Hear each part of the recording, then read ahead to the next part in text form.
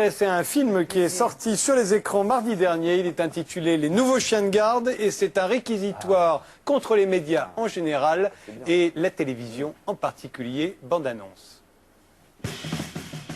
Quand on a commencé, il y avait 2 chaînes.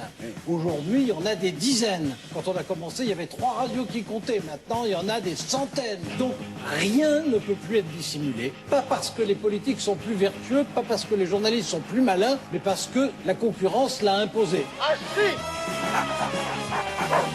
Pour les journalistes, il y a 2 manières de ne pas remettre en cause le pouvoir qu'exercent les propriétaires des médias. Ils peuvent le nier tout simplement, ou bien affirmer qu'il est normal, voire naturel, que ce pouvoir s'exerce. C'est pas trop douloureux, docteur? Non, ça va.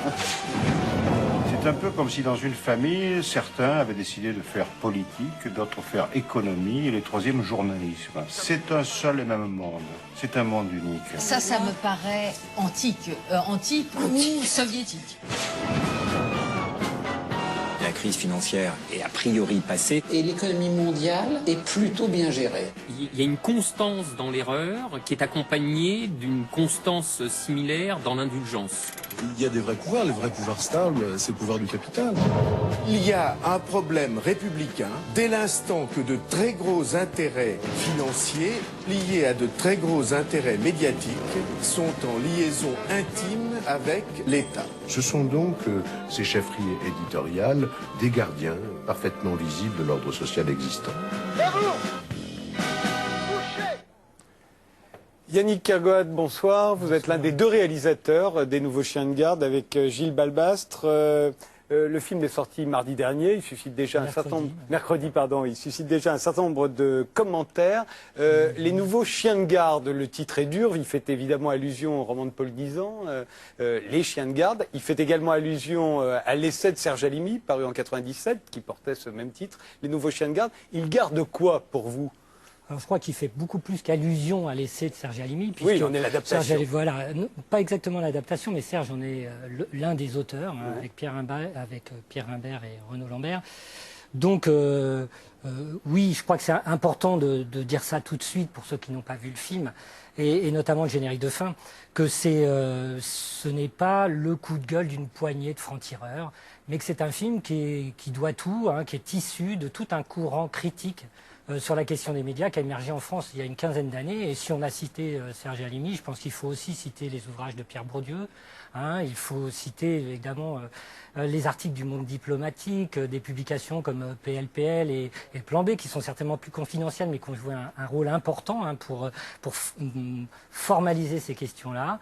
Il faut citer les films de Pierre Carl, parce que je crois que sur la forme et sur le fond, Pierre Carl a joué un rôle important pour nous. Il a été l'un des précurseurs de cette façon de faire de cinéma et de questionner la question des médias au cinéma. Et puis surtout, je crois qu'il faut citer une association qui, depuis 15 ans, travaille de façon précise, concrète, argumentée sur la question des médias. C'est l'association qui s'appelle Acrimed, dont moi je suis membre et qui justifie le fait que j'ai collaboré à ce film. Donc là, vous avez fait tous les remerciements comme si vous aviez déjà eu le César. Non, c'est pas simplement des remerciements. j'ai bien compris. Non, mais il faut savoir d'où on parle quand on parle. Voilà. Tout à fait. Personne ne connaît Yannick Mais alors, Kergoat. il garde quoi? Voilà. C'est tous ceux que vous incriminez dans votre film, qui sont des journalistes, un certain nombre d'invités à la télévision. Alors vous leur reprochez d'être les chiens de garde, c'est une accusation grave. Les chiens de garde, quoi? Les chiens de garde, donc le roman l'essai de Paul Nizan, paru en 1932, qui était les chiens de garde, c'était les clercs de la pensée bourgeoise de l'époque, tout simplement. Les écrivains, les essayistes, les professeurs d'université, qui défendaient l'ordre établi. Et aujourd'hui, les nouveaux chiens de garde, c'est qui? Les nouveaux chiens de garde, ce sont les journalistes vedettes, les stars de l'animation, les experts de l'expertise, qui sont omniprésents aujourd'hui dans l'espace médiatique et qui formatent le débat public aujourd'hui en France. Voilà, ce sont les nouveaux chiens de garde. Mais alors, on pourrait dire qu'ils sont invités, effectivement. Un certain nombre d'entre eux le sont plus souvent que la moyenne. Mais quand vous parlez de tous les gens que vous venez de citer, sont des gens qui, en général, refusent d'aller à la télévision. Serge Halimi, par exemple, a été invité souvent, en l'occurrence dans cette émission. Il n'a jamais voulu venir, il ne veut pas venir à la télévision. Frédéric Lordon, qui intervient dans votre film, il a accepté de venir une fois, mais il a été invité bien plus souvent, il n'est jamais venu. Et alors, c'est aussi ça. Est-ce que ça n'est pas ceux que l'on voit à la télévision, c'est aussi ceux qui acceptent de venir et que ceux dont vous regrettez l'absence sont ceux qui ne veulent pas venir? Alors, on pourrait, il faudrait demander à Serge le nombre de fois exact à lequel il était invité à la télévision. Je pense que c'est pas un nombre considérable, croyez-moi. Et s'il a refusé, d'abord, je pense qu'il est en droit de le faire, et je pense que c'est pour une raison très simple. Et quand on publie un essai ou quand on fait un film de cinéma qui critique les médias, on ne se précipite pas devant le premier micro tendu, évidemment, pour aller vendre son produit. Hein. On a ce qu'on appelle un rapport aux médias. C'est-à-dire on exige des cadres d'expression dans lesquels on soit invité, qu'ils nous offrent voilà, le temps de parole nécessaire, l'équilibre de débat nécessaire pour faire valoir nos idées, hein, nos réflexions et les idées, les réflexions du courant de pensée et de réflexion qu'on porte. Donc voilà, donc il faudrait effectivement demander combien de fois concrètement Serge Halimi est venu. S'il a refusé, venu zéro, mais voilà, s'il a refusé une fois, évidemment, on va pour toujours lui dire et lui reprocher de ne pas être un démocrate puisqu'il ne veut pas la télévision. Il y en a certains qui ne refusent pas, effectivement, et qu'on voit souvent. Vous les appelez les experts. Ils sont une trentaine, omniprésents, d'après vous.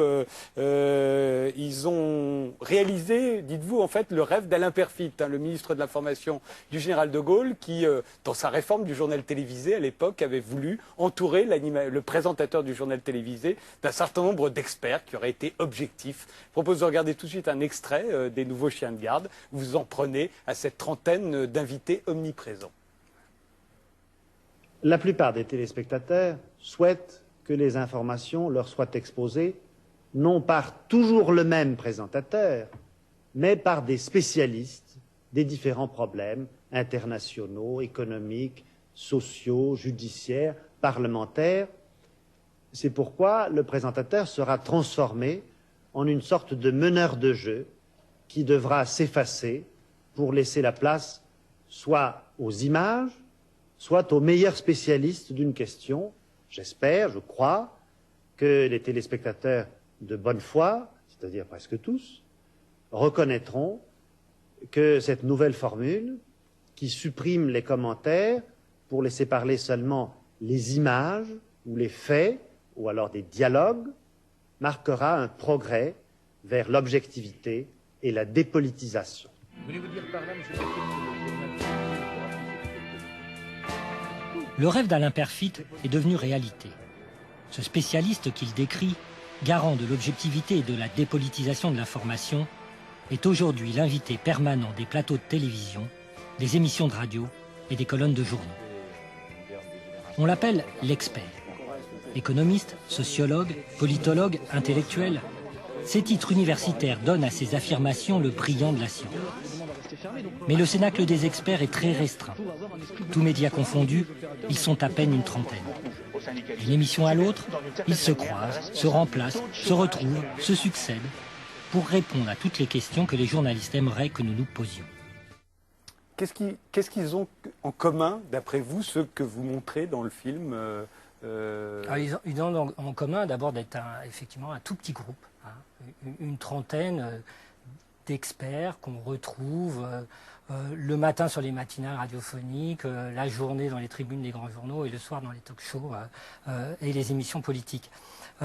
Ils ont en commun d'apporter une parole qui a un aspect dépolitisé, hein, évidemment. C'est-à-dire qu'on les présente systématiquement selon leur titre universitaire. Un tel est professeur d'université, tel autre est directeur de recherche au CNRS, etc. Sans que jamais on ne révèle ce qu'ils sont aussi, hein, et pas seulement. C'est-à-dire tout à fait engagés comme conseiller auprès de grandes sociétés, comme administrateur de grandes banques, comme conseiller de fonds d'investissement, c'est-à-dire au cœur du système économique dont ils prétendent faire la critique objective quand ils sont invités par les journalistes. Donc c'est ça qu'ils ont en commun. Et effectivement, ça conduit à quoi? Ça conduit à faire de la question du débat économique et de la question des politiques économiques, le débat sur les politiques économiques, un débat extrêmement réduit, dont les alternatives sont extrêmement réduites. Et on pense et on estime que des médias en démocratie devraient pouvoir promouvoir un champ beaucoup plus large sur ces questions-là, parce que la question du débat économique, elle est centrale. Les médias aujourd'hui, quand on parle de politique, on parle de quoi? On parle essentiellement de politique économique aujourd'hui.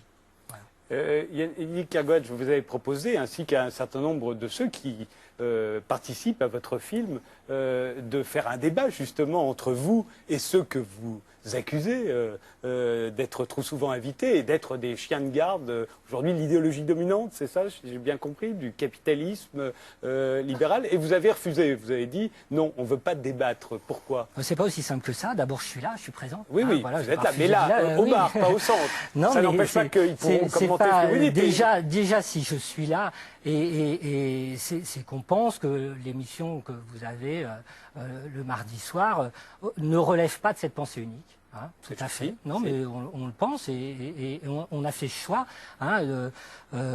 Ensuite, pourquoi on n'a pas fait un débat? Parce qu'on ne pense pas que sur ces questions-là, la forme d'un débat qui consisterait à mettre 2 pour et 2 contre l'un en face de l'autre et puis à faire quoi?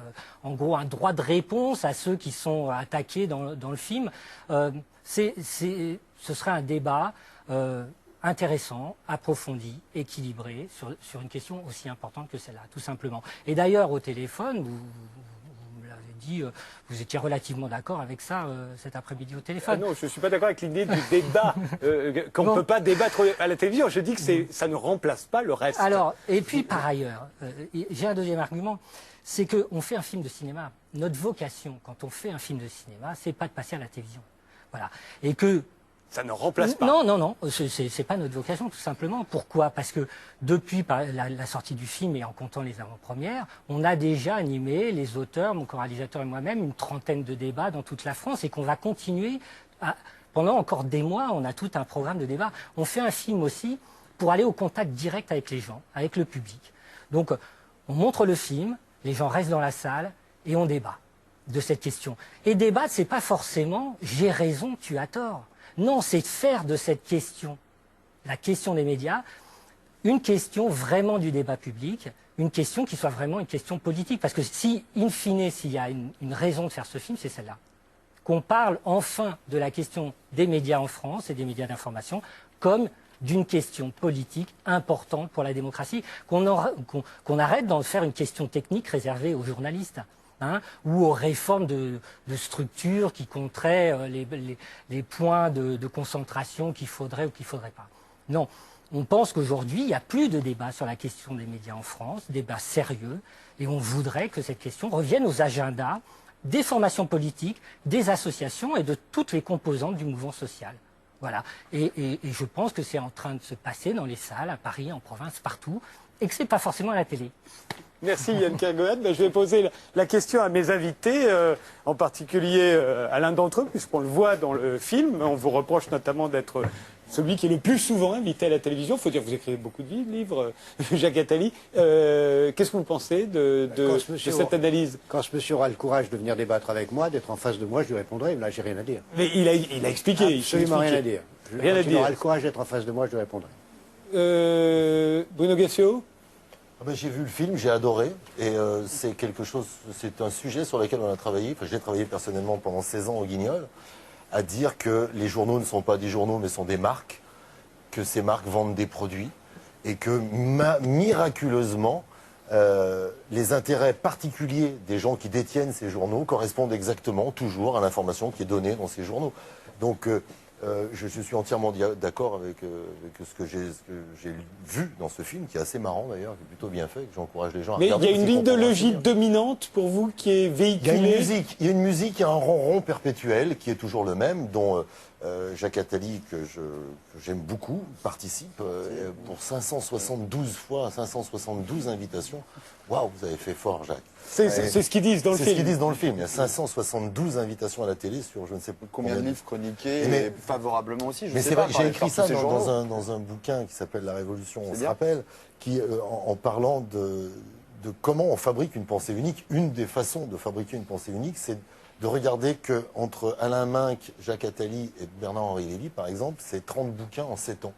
Et que ces bouquins sont chroniqués et défendus par leurs auteurs qui sont invités à la télévision et qui occupent un espace incroyable, qui en plus est repris par les journalistes comme étant argent comptant. Et cette pensée est diffusée inlassablement. Et cette petite musique qui ronronne en nous, elle est agréable au bout d'un moment. Et on n'a pas tellement envie d'en entendre une autre. Et quand on regarde la télévision et qu'il n'y a pas Jacques Attali dans un débat, on se dit il manque quelqu'un. Et pourtant, il y a tout un tas d'autres gens qui ont des avis sur l'économie, qui ont des avis sur la philosophie, qui ont des avis sur la géopolitique, qu'on entend moins. Et peut-être que la sagesse, ce serait d'occuper moins le terrain et de laisser parfois sa place à d'autres. Mais c'est effectivement un ronron perpétuel, comme ça. Mais au Guignol, on a dénoncé ça pendant très longtemps. Ça ne change rien à l'affaire. Et moi-même, je participe de la même hypocrisie, puisqu'on m'invite. J'ai quand même démissionné d'une émission qui s'appelle On refait le monde un jour, où pendant qu'on était dans un studio de télévision, et qu'on était en train de parler avec des débatteurs, on était censé refaire le monde, il y avait les mêmes dans une rediffusion d'émissions de télé, parce qu'on est studios et des télés, il y avait les mêmes, sauf moi.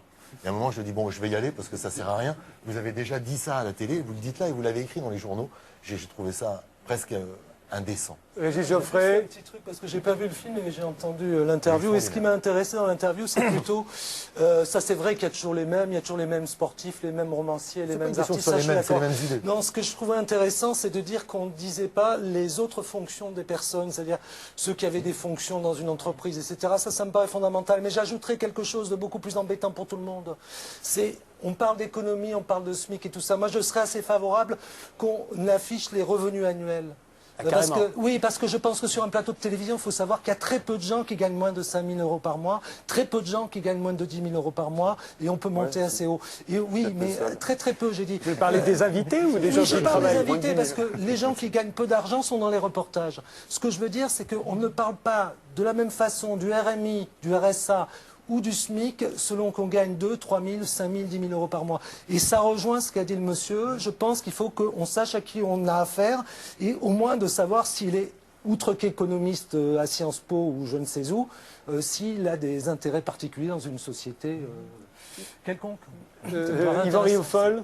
La pensée unique ne s'arrête pas simplement à ces 30 ou 40 commentateurs, 30 je crois, c'est ça. Elle est également dans la profession elle-même, et j'en fais un paragraphe dans mon bouquin de l'urgence d'être réactionnaire. C'est vrai que je me heurte moi-même je me suis heurté longtemps à cette pensée unique, mais simplement, si on arrive à briser cette pensée unique en acceptant les débats, c'est pour ça que je trouve qu'il y a une contradiction dans ce qu'a dit votre interlocuteur, qui déplore cette pensée unique, mais qui semble en même temps s'en satisfaire en se victimisant un petit peu lui aussi et en laissant le monde aller ainsi. Et je pense qu'il est possible de briser cette chape de plomb-là, d'autant qu'aujourd'hui, la fracture qui existe, la crise de confiance qui existe entre la société civile et les politiques existe également aussi entre la société civile et les médias, qui sont également des représentants qui ne jouent plus leur rôle et qui ne sont plus les porte-voix attendus. Et donc, il y a là une force, un levier auprès de l'opinion, un levier qui reste encore à utiliser.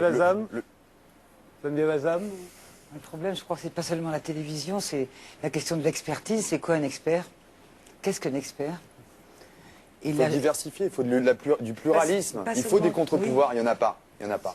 Et il y a un grand absent, c'est Sarkozy, justement. Parce que le système des nouveaux chiens de garde, bah ouais, je suis désolé de revenir dessus, il s'est aussi jamais bien porté autant que sous Sarkozy. Il a quand même eu l'impudence d'émettre l'idée de vouloir nommer les présidents de l'audiovisuel public. C'est complètement dingue. Il l'a fait. On connaît après tous les rapports de consanguinité, de proximité qu'il y a entre les grands groupes, industriels. Ça se faisait avant d'une manière plus hypocrite. Bah, vous en faites partie, justement. Vous êtes au Figaro. Si, Dassault, pleine page, etc. J'ai été nommé par personne. Non.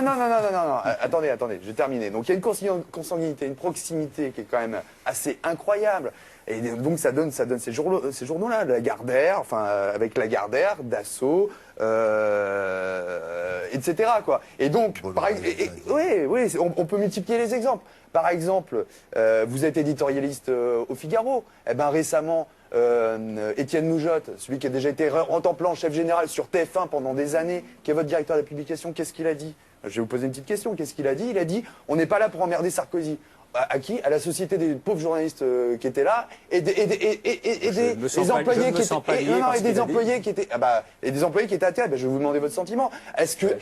Non mais attendez. Est-ce que, à la lueur de cette information, est-ce que vous pensez que le Figaro a une once de crédibilité alors qu'il devrait être un contre-pouvoir? Il devrait être un contre-pouvoir. Elle est dans la tête des journalistes, vous savez. On n'est pas là pour emmerder Sarkozy, mais ça veut dire quoi cette phrase? C'est pas moi qui dis ça. C'est quoi cette phrase? Le Figaro va imprimer les tracts du candidat Sarkozy, c'est ça? Non. C'est le directeur. Juste répondez Yvan Riofol et puis après on parle de la autre chose. Je ne me sens pas lié par cette. Je critique. Si vous me lisiez, je critique également Sarkozy et je ne me sens pas lié par cette. Étienne Moujotte aussi. Sur ses propos. Étienne Moujotte sur ces propos-là. Oui. Non. Je vous dis que je critique Sarkozy, donc nous ne sommes pas liés. Nous sommes un journal libéral et Dieu merci, chacun a sa liberté d'approche de tous les problèmes. Bien entendu. Nous ne sommes pas à la Pravda. Jacques Attali, toujours aucun commentaire sur la question. On passe à autre chose. C'est pas m'abaisser à critiquer quelqu'un qui n'a pas le courage d'être en face de moi. Bien.